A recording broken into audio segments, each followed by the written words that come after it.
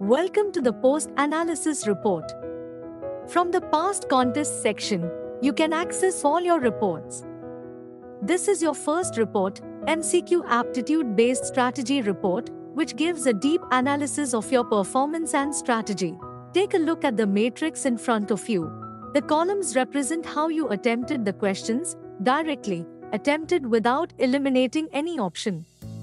50-50, eliminated 2 options before attempting, 1 option elimination, eliminated 1 incorrect option before attempting. The rows show the strategy you used while attempting questions, 100% sure, logic play, intuition hit, blind fire, fear-driven skip. Now, let's take a deep dive to understand your report better.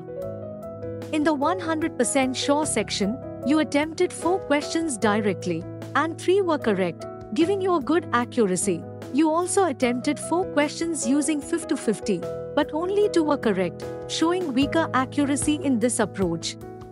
You attempted 1 question by eliminating 1 option, but unfortunately, it was incorrect, resulting in 0% accuracy in this case. Overall, your accuracy in the 100% sure section is 55%, indicating that you need to work on improving your accuracy in this strategy. Now, moving to the logic play section, you have very good accuracy in direct questions and 50-50 elimination strategy.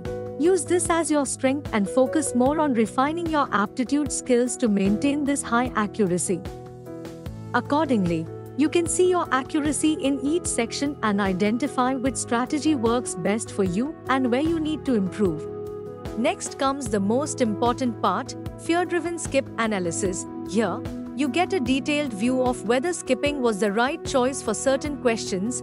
For example, in this report, you skipped 6 direct questions, and if you had attempted them, all would have been incorrect, which would have resulted in a negative -4.69 marks. Similarly, you skipped 1 question after eliminating 1 option, which was also incorrect, adding another -0.67 negative mark. In this case, skipping proved to be the best strategy, helping you avoid unnecessary negative marks. However, if some students get positive marks in the fear-driven skip section, it indicates they need to build more courage and take calculated risks.